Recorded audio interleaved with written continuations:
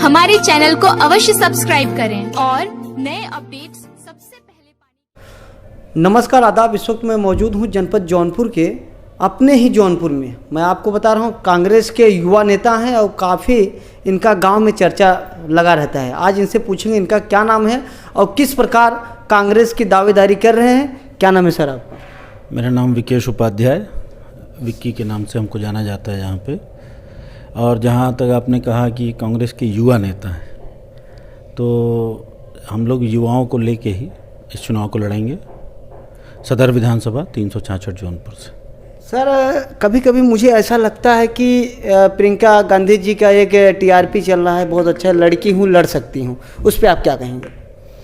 देखिए, प्रियंका जी ने, चूँकि खुद एक महिला हैं वो, इसलिए उन्होंने महिलाओं का पक्ष रखते हुए, और लोग आधी आबादी की बात करते हैं तो 50% महिलाओं की बात करते हैं। महिलाओं को आरक्षण देना, उनकी अलग से उनको सुख सुविधाओं को देना, इस तर्ज पे उन्होंने एक महिला होते हुए महिलाओं के संवेदना को उन्होंने समझा और उन्होंने ये कहा कि नहीं, उनको जो है अभी वो अपने पूरे उत्तर प्रदेश विधानसभाओं में लगभग 40% टिकट जो है महिलाओं को दे रही हैं, महिलाओं को आगे ला रही हैं, तो अच्छी बात है। राजनीति में महिलाओं का आना भी बहुत अच्छा रहेगा। सर आगामी चुनाव को लेकर 2022 का चुनाव है, उत्तर प्रदेश में तमाम पार्टियां मैदान उतर रही है, कांग्रेस भी मैदान में है। अगर आपकी सरकार बनती है तो गरीब और महिलाओं जो असहाय उनको क्या, आपके एजेंडा क्या है, रोजगार क्या है, किस प्रकार आप देंगे? देखिए, रोजगार का पहला स्टेप जो है वो शिक्षा है।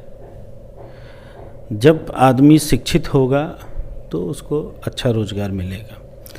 तो जहाँ तक हमारे विधानसभा की बात आप करेंगे या उत्तर प्रदेश में कहीं पे भी, तो चूँकि आप देखते आ रहे हैं पिछले 30-32 सालों से जातिगत राजनीति के हिसाब से सरकारें बनती बिगड़ती रही हैं। अब कभी सपा, कभी बसपा, कभी भाजपा, इनमें हमेशा एक चूहे बिल्ली वाली दौड़ होती रही कि हाँ आज ये जाति हमारे पास है, फिर वो कहते हैं नहीं जी आज ये जाति हमारे पास है। तो अब जब आप जातियों का ही समीकरण बैठाते रहेंगे तो आप शिक्षा पे तो कभी ध्यान ही नहीं दिए।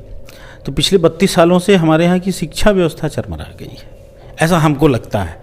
और हमारे विधानसभा में लगभग 55 से 60% एरिया जो है ग्रामीण क्षेत्र है। अभी मैं कुछ गांव से ही लौट के आ रहा हूं, तो आज भी गांव में बच्चों की जो स्थिति है, शिक्षा है, वो स्तर पे नहीं है। बच्चे हैं, बच्चियां हैं। और आपने कहा महिलाओं को रोज़गार, तो महिलाओं में बच्चे जो हमारे, बच्चियां जो हैं, जब उनको अच्छी शिक्षा मिलेगी तभी उनको रोज़गार अच्छा मिल पाएगा। हाँ, रोज़गार का सृजन जो है अभी पार्टी नहीं कर पा रही है। इनके पास, चूँकि ये सब इनके एजेंडे में ही नहीं है, इनके एजेंडे में सिर्फ है जाति पाति धर्म मज़हब। इस वजह से देखिए, हम लोग जहाँ तक हमारी बात कर रहे हैं, हमारी पार्टी की बात है, तो आप देखिए कि हमारे पूरे जौनपुर जनपद में इकलौता जो है नवोदय विद्यालय हो गया तो कांग्रेस के ज़माने में ही बना है। वीर बहादुर सिंह पूर्वांचल यूनिवर्सिटी हो गई तो भी वही कांग्रेस के ज़माने में ही बना है। सतहरिया इतना बड़ा इंडस्ट्रियल एरिया जो है वो भी कांग्रेस के ज़माने में ही बना है। तो आप इंडस्ट्री लगाएंगे तब तो रोज़गार मिलेगा। आप बताइए, किसी और पार्टी ने पूरे जनपद में कोई इंडस्ट्रियल एरिया बनाया या कोई इंडस्ट्री लगाई? अगर आपको भी पता हो तो आप बताएं, हमें तो नहीं दिख रहा है। तो हाँ, बिल्कुल, अगर हम जीतेंगे तो हम लोग प्रयास करेंगे यहाँ पे अच्छी इंडस्ट्रीज़ आएँ, अच्छे शिक्षण संस्थान हो, जिससे रोज़गार का सृजन होगा। अभी बीच में सर प्रधानमंत्री नरेंद्र मोदी जी पंजाब में गए थे, उसमें पेपर में तमाम जगह छपा हुआ था कि अभी मैं जिंदा हूँ, शुक्रिया, लौट आया। वैसा वहाँ के जो मुख्यमंत्री को घेराव कर रहे हैं उस पर आप क्या कहेंगे?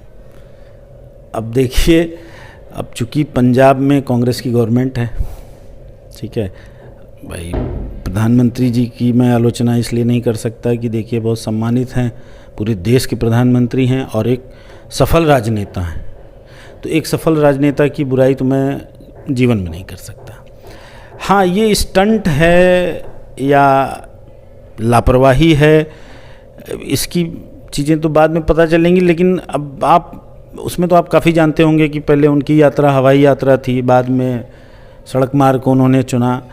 तो सालों से किसान सड़क पे बैठा था, वो भी सोचा कि चलो हम भी अपनी बात कह देते हैं। आज प्रधानमंत्री जी बहुत मुश्किल से ज़मीन पे आए हैं, उनको मौका मिला। मुझे तो लगता है प्रधानमंत्री जी को वहाँ किसानों से मिलना चाहिए था। लेकिन सर मेरा आपसे ये भी सवाल है, कुछ लोग जिसे भारतीय जनता पार्टी के सपोर्टर हैं, कार्यकर्ता हैं, कहते हैं कि भारत अब सुरक्षित है, 56 इंच का सीना है। उस पर मेरा आपसे ये सवाल है, जब भारत सुरक्षित है तो कांग्रेस में उनको असुरक्षित की व्यवस्था कैसे हो गई?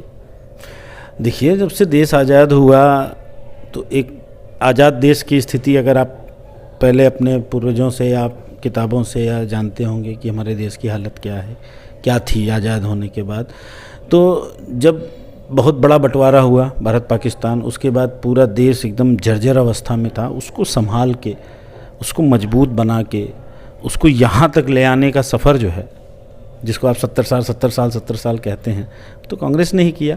लोगों को जोड़े रखा, धर्म की कभी बात नहीं हुई, कभी धार्मिक ऐसी बात नहीं हुई कि नहीं जी आप ये आज आप देखिए क्या है, पिछले 7 सालों से नफ़रत का बाज़ार है पूरा।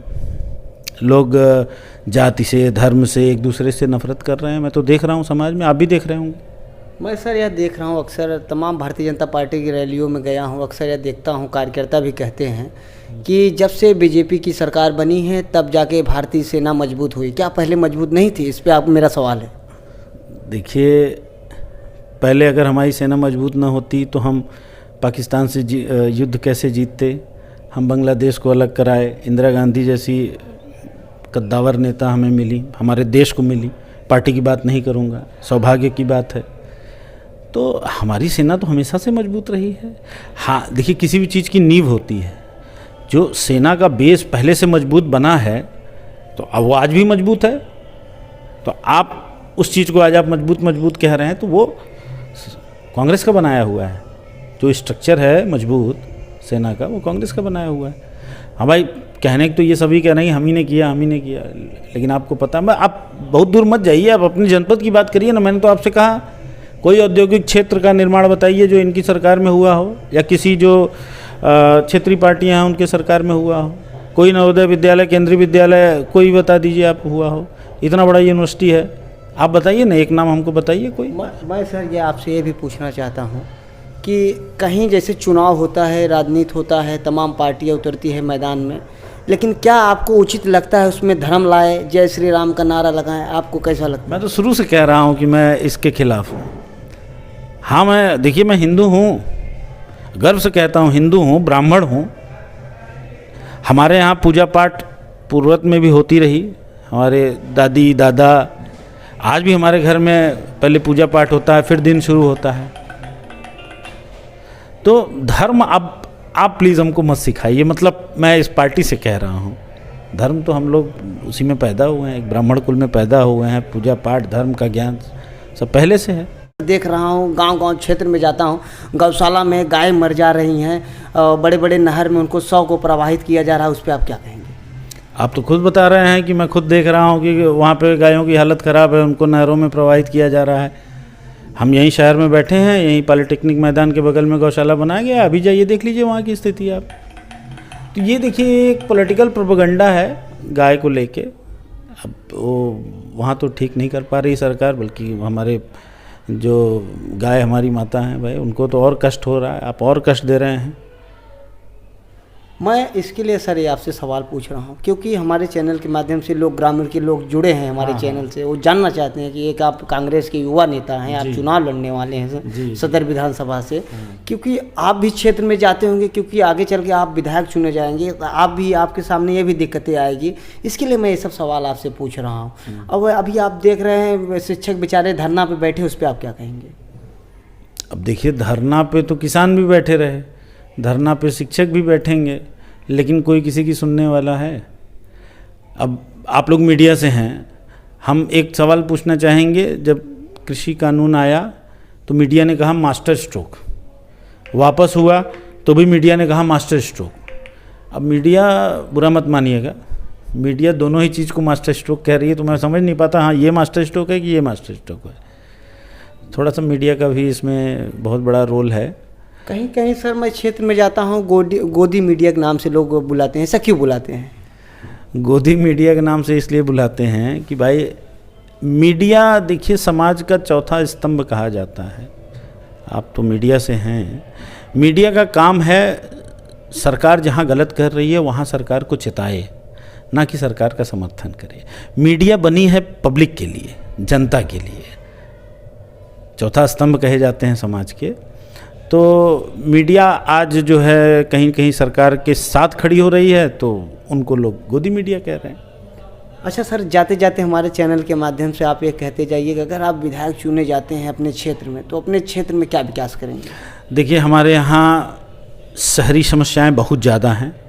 अगर आप इस शहर में घूमते होंगे तो यहाँ सड़कें टूटी बिखरी पड़ी हैं। यहाँ एक दो योजनाएं आई जो हमारे तत्कालिक मंत्री जी द्वारा लाई गई, और जिस पे उन्हीं की पार्टी के लोग आरोप लगा रहे हैं कि नहीं जी बहुत भ्रष्टाचार हुआ है, बहुत भ्रष्टाचार हुआ है। उन्हीं की पार्टी के लोग, आपको शायद आपके पास भी ये बात पहुंची होगी। तो अब वो उसके बाद उन योजनाओं के तहत पूरे शहर को एकदम तोड़ के एकदम ख़त्म कर दिया गया। उसके बाद ठीक से सड़कें नहीं बन पाई, सड़कें बहुत टूटी फूटी हैं।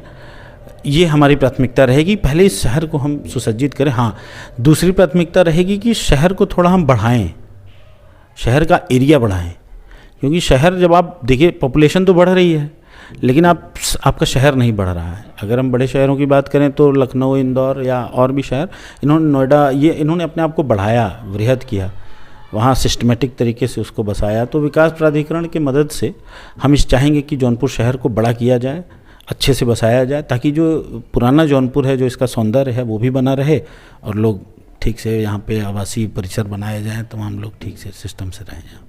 हमारे साथ समय देने के लिए सर बहुत बहुत धन्यवाद। बहुत बहुत धन्यवाद मेरे साथ आने के लिए और मेरे साथ साक्षात्कार करने के लिए। धन्यवाद सर। आज़ाद यादव की रिपोर्ट, जनपद जौनपुर। जय हिंद, जय भारत।